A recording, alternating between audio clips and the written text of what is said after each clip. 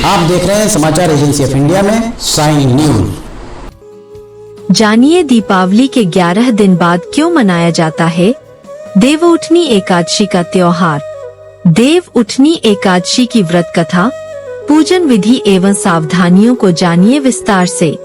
आप देख, सुन और पढ़ रहे हैं समाचार एजेंसी ऑफ इंडिया की साइन न्यूज के धर्म प्रभाग में विभिन्न जानकारियों के संबंध में।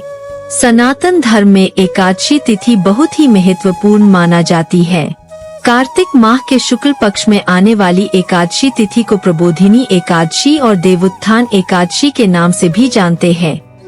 इस दिन भगवान विष्णु 4 माह के लंबे समय के बाद योग निद्रा से जागते हैं। उसके साथ ही चातुर्मास का समापन होगा। श्रीहरि विष्णु सृष्टि के संचालन का दायित्व फिर से संभाल लेते हैं। इस दिन से ही विवाह, सगाई, मुंडन, गृह प्रवेश जैसे मांगलिक कार्य भी शुरू हो जाते हैं। इसके अलावा यह तिथि भगवान विष्णु और माता लक्ष्मी को प्रसन्न करने के लिए सबसे उत्तम मानी जाती है। यह तिथि कार्तिक माह के शुक्ल पक्ष की एकादशी को पड़ती है। इस दिन भगवान विष्णु और मां लक्ष्मी की पूजा और व्रत का विधान है। अगर आप भगवान विष्णु जी एवं माता लक्ष्मी जी की आराधना करते हैं और अगर आप विष्णु जी के भक्त हैं, तो कमेंट बॉक्स में जय विष्णु देवा, जय माता लक्ष्मी एवं हरिओम तत्सत लिखना न भूली। देवउठनी एकादशी तिथि जानिए। जानकार विद्वानों के अनुसार वैदिक पंचांग के अनुसार इस साल कार्तिक मास शुक्ल पक्ष की एकादशी तिथि की शुरुआत 11 नवंबर 2024 की शाम 6:46 पर शुरू होगी।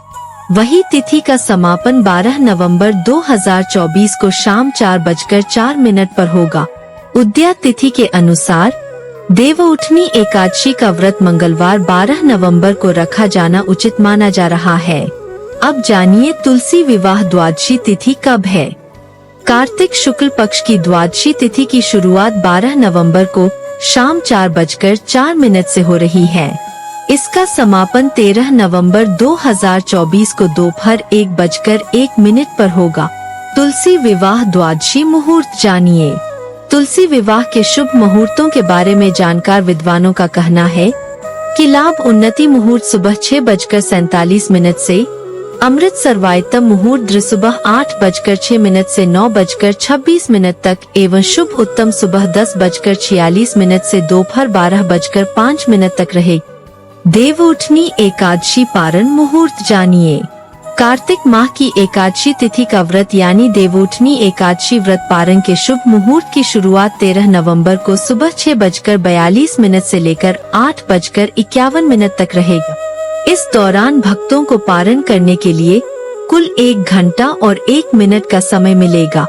देवउठनी एकादशी पूजा विधि जानिए। देवउठनी एकादशी का व्रत करने के लिए सुबह जल्दी उठकर स्नान ध्यान करें और भगवान विष्णु के व्रत का संकल्प ले। उसके बाद मंदिर की साफ सफाई करें। उसके बाद भगवान विष्णु और माता लक्ष्मी का ध्यान करें।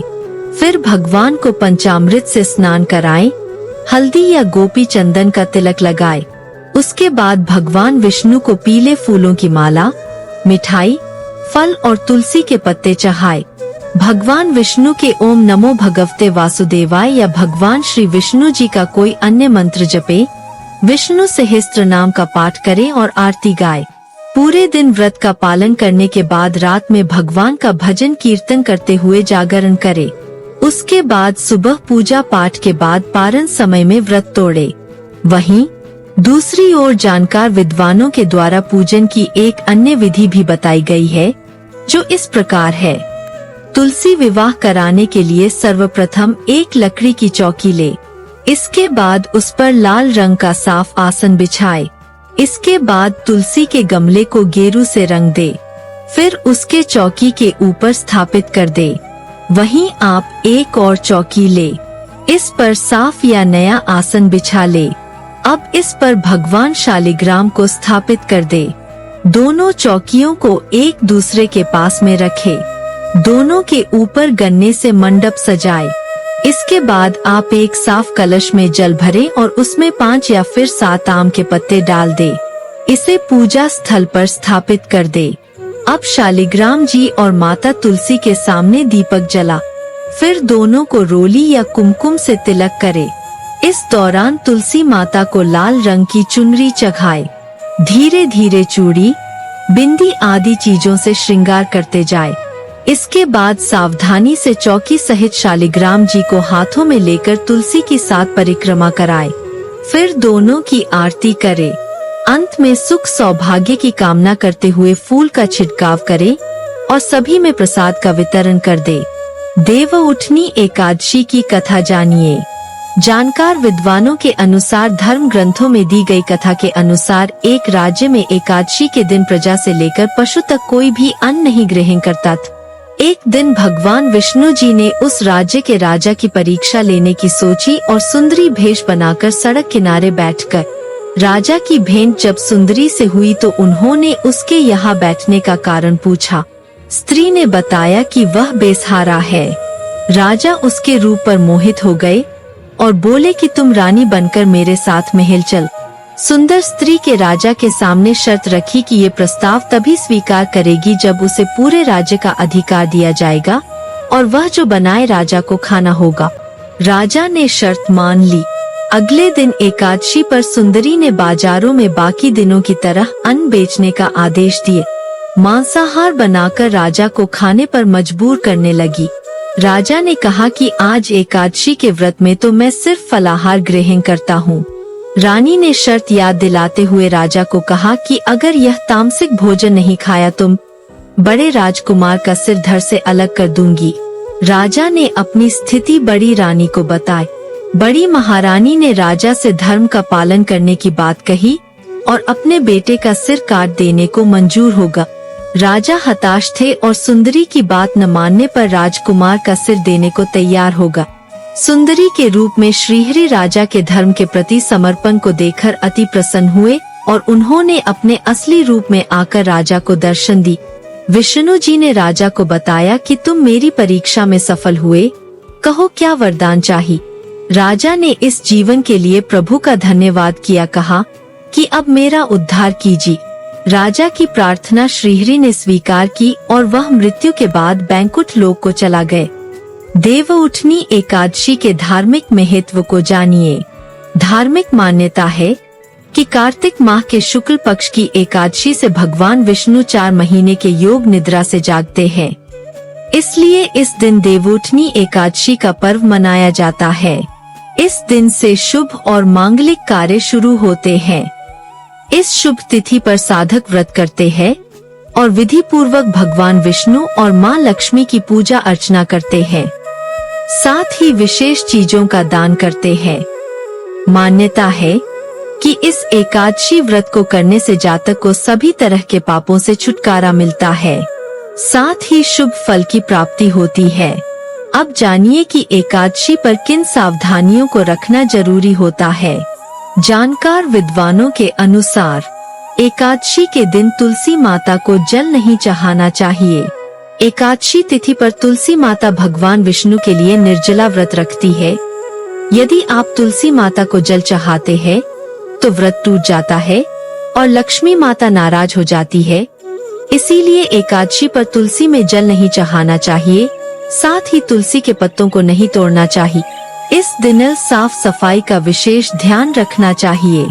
यदि आप श्रीहरि की कृपा की पाना चाहते हैं तो एकादशी पर तुलसी के आसपास सफाई का विशेष रूप से ध्यान रखें। भूल कर भी तुलसी के आसपास जूते चप्पल या कूड़ेदान न रखें, इससे लक्ष्मी जी नाराज होती है और दूर चली जाती है। गंदे या जूठे हाथ न तुलसी माता को नहीं लगाना चाहिए। तुलसी माता को कभी भी गंदे हाथ से या फिर जूठे हाथों से भूलकर नहीं छूना चाहिए। एकादशी तिथि पर स्नान करने के बाद ही तुलसी को स्पर्श करना चाहिए। एकादशी तिथि पर तुलसी माता की पूजा करते समय भूलकर भी काले कपड़ों को नहीं पहनना चाहिए। ऐसा करने से नकारात्मकता बढ़ जाती है। एक दिन पहले तोड़ ले तुलसी के पत्ते। एकादशी तिथि पर भगवान विष्णु का भोग तुलसी के बिना अधूरा माना जाता है। ऐसे में विष्णु जी को तुलसी अर्पित करने के लिए एक दिन पहले ही उसे तोड़कर रख लेना चाहिए और भूलकर भी एकादशी के दिन तुलसी नहीं तोड़ना चाहिए। इसके बाद शाम के समय तुलसी के पास घी का दीपक जलाए और तुलसी मंत्रों का जाप करें। ऐसा करने से भगवान विष्णु की कृपा बनी रहती है। हरि ओम। अगर आप भगवान विष्णु जी एवं माता लक्ष्मी जी की आराधना करते हैं और अगर आप विष्णु जी के भक्त हैं, तो कमेंट बॉक्स में जय विष्णु देवा, जय माता लक्ष्मी एवं हरिओम तत्सत लिखना न भूली। यहाँ बताए गए उपाय, लाभ, सलाह और कथन आदि सिर्फ मान्यता और जानकारियों पर आधारित है। यहाँ यह बताना जरूरी है कि किसी भी मान्यता या जानकारी की समाचार एजेंसी ऑफ इंडिया के द्वारा पुष्टि नहीं की जाती है। यहाँ दी गई जानकारी में निहित जानकारी विभिन्न माध्यमों, ज्योतिषियों, पंचांग, प्रवचनों, मान्यताओं, धर्म ग्रंथों, दंत कथाओं, किंवदंतियों आदि से संग्रहित की गई है। आपसे अनुरोध है कि इस वीडियो या आलेख को अंतिम सत्य अथवा दावा न माने एवं अपने विवेक का उपयोग करे। समाचार एजेंसी ऑफ इंडिया पूरी तरह से अंधविश्वास के खिलाफ है। किसी भी जानकारी या मान्यता को अमल में लाने से पहले संबंधित विशेषज्ञ से सलाह अवश्य ले ले। अगर आपको समाचार एजेंसी ऑफ इंडिया में खबरें आदि पसंद आ रही हो तो आप इसे लाइक, शेयर व सब्सक्राइब अवश्य करें। हम नई जानकारी लेकर फिर हाजिर होंगे, तब तक के लिए इजाजत दीजिए। जय हिंद।